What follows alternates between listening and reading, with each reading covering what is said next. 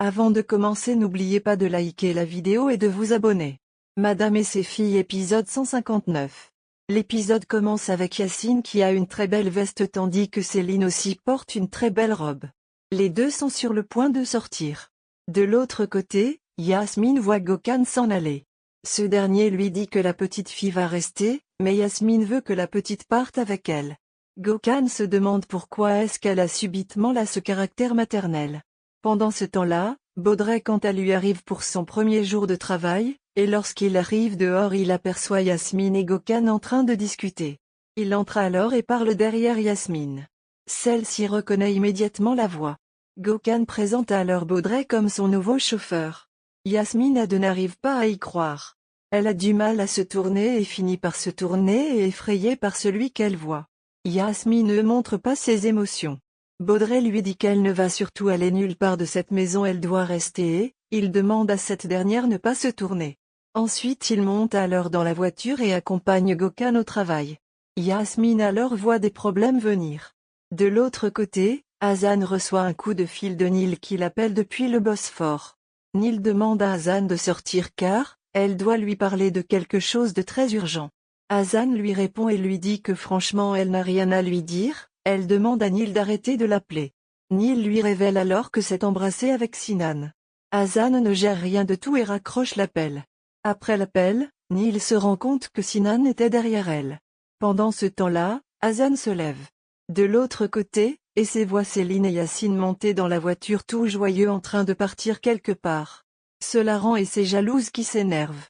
Elle décide alors d'aller voir sa sœur. Hasan se rend à son appartement et croise sa sœur et qui lui demande à parler avec elle. Hasan dit plutôt qu'elles ne peuvent pas parler aujourd'hui mais plutôt. Et n'est pas contente. Pendant ce temps-là, Sinan est dans un restaurant avec Nil. Il demande ce qu'elle essaie de faire. Nil lui dit qu'elle le connaît très bien car ils ont grandi ensemble et qu'elle sait parfaitement qu'il n'est pas amnésique comme il essaie de la faire croire et qu'elle va le démontrer à tout le monde. Sinan lui répond alors que si elle le fait elle risque gros. Et elle va tout perdre, il lui dit qu'elle a toujours dit qu'elle était amoureuse de lui.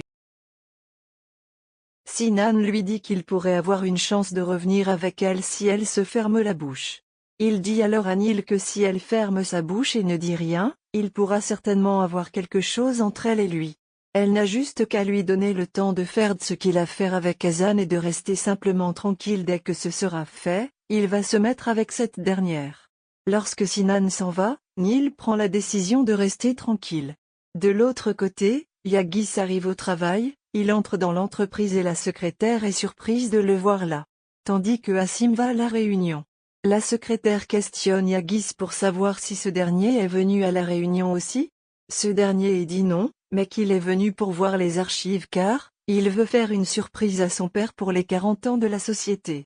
Il demande à consulter des archives et on le laisse dans la salle des archives devant l'ordinateur central. Il commence alors à fouiller et faire des recherches sur le mari de Kérimé qui travaille soi-disant dans l'entreprise Egemen. Dans la voiture en train d'accompagner Gökhan au boulot, Baudrey demande à avoir le numéro de Yasmine. Gökhan est étonné, mais Baudrey lui dit qu'il faudrait mieux qu'il ait les contacts des personnes proches à Gökhan, au cas où. Gökhan lui donne le numéro. Il en profite alors et compose le numéro de Yasmine. Yasmine est pendant ce temps à la maison avec la petite Ambroum qui est en train de jouer. Et quand Seda demande à quel moment elle doit faire les valises d'Ambroum. Du coup, Yasmine reçoit l'appel de Baudrey, elle n'a pas son numéro mais sait que c'est lui. Elle demande à Selda de sortir avec la petite fille. Quand elle décroche alors et ce dernier la menace et lui dit de ne surtout aller nulle part de cette maison car, elle doit y rester. Il lui dit qu'il va passer la voir et lui demande de rester dans cette maison et de ne surtout pas bouger avec sa fille. Baudrey lui dit qu'il va faire en sorte qu'elle paye pour ce qu'elle lui a fait car c'est bien Yasmine qui est à l'origine de son arrestation par la police. Il accuse Yasmine de l'avoir balancée à la police. Au travail, la réunion va bientôt commencer pour discuter des affaires très graves concernant l'entreprise. Céline et son mari arrivent alors et ceux-ci se dirigent vers la salle de réunion et alors que Gökhan et les associés sont en train de discuter, ils cherchent une solution concernant ce qui se passe. Hassim dit que l'entreprise est là depuis longtemps et ne va certainement pas faire faillite maintenant. Lorsqu'il est en train de parler, Céline entre directement. Elle dit qu'elle est venue assister à la réunion.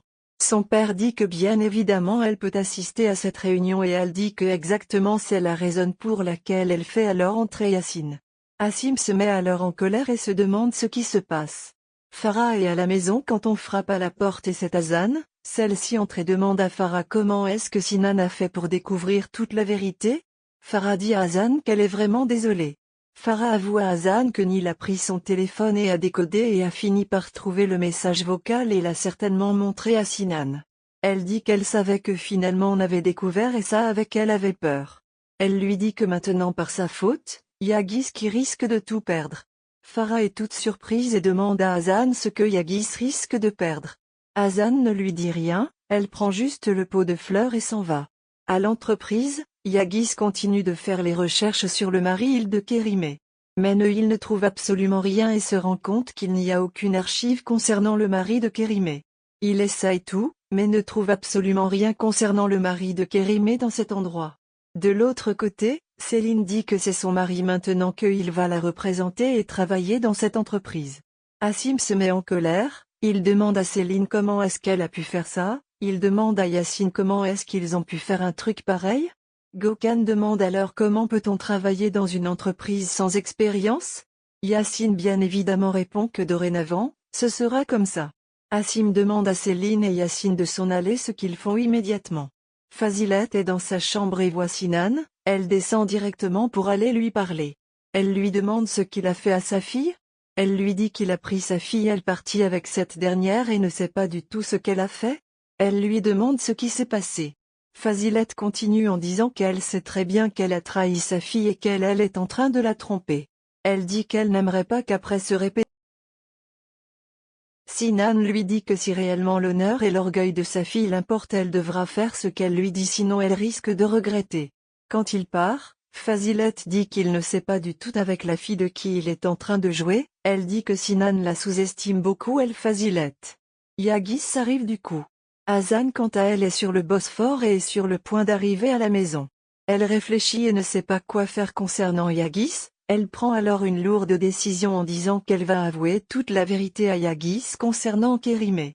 Elle dit ainsi elle sera à ses côtés quand il sera triste et pourra le consoler et ainsi, ils pourront vivre leur amour en paix. La nuit tombée, Hazan arrive enfin à la maison et décide de tout avouer à Yagis. Yagis quant à lui insère le disque qu'il a pris avec Hermine dans son ordinateur. Il est sur le point de lire la vidéo quand arrive Hermine qui lui propose de prendre disque qu'on est venu livrer venant de l'entreprise. Yagis remercie cette dernière et s'en va alors qu'il est sur le point d'écouter l'enregistrement. Hazan fait son entrée. Il ne met pas pause et laisse l'enregistrement passer. Hazan dit à Yagis qu'elle a lui parlé de quelque chose de très important. Elle voit alors de l'autre côté de la fenêtre la vidéo montrant la mort de Gouzideh se faire tuer par Kérimé.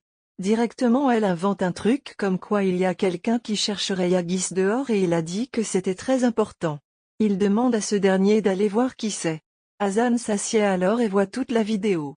Dans la vidéo, on voit bien comment Kérimé assassine Gouzideh à la poussant des escaliers.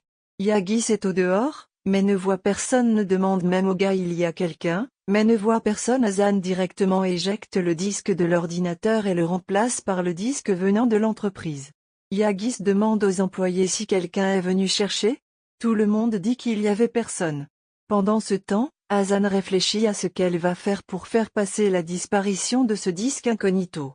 Elle décide alors de prendre un disque dans son armoire d'un film et le remplace par celui de l'entreprise. Elle va alors immédiatement dans sa chambre avec le disque de la mort de Gouzideh. Yagis quant à lui rentre dans sa chambre et Hassan surprend sa mère dans sa chambre et lui remet le disque en disant que ce disque montre Kérimé en train de tuer Gouzideh. Sachant sa mère en train de réagir, elle comprend que celle-ci connaissait déjà la vérité depuis que c'est elle qui l'a donnée. Pendant ce temps-là, Yagis est sur son ordinateur. Il ne voit que les bilans de l'entreprise et ne comprend pas ce qui se passe. Asim vient lorsque ce dernier voulait se rendre dans la chambre pour discuter avec Hazan pour savoir ce qu'elle a fait. C'est ainsi que l'épisode se termine. N'oubliez pas de vous abonner.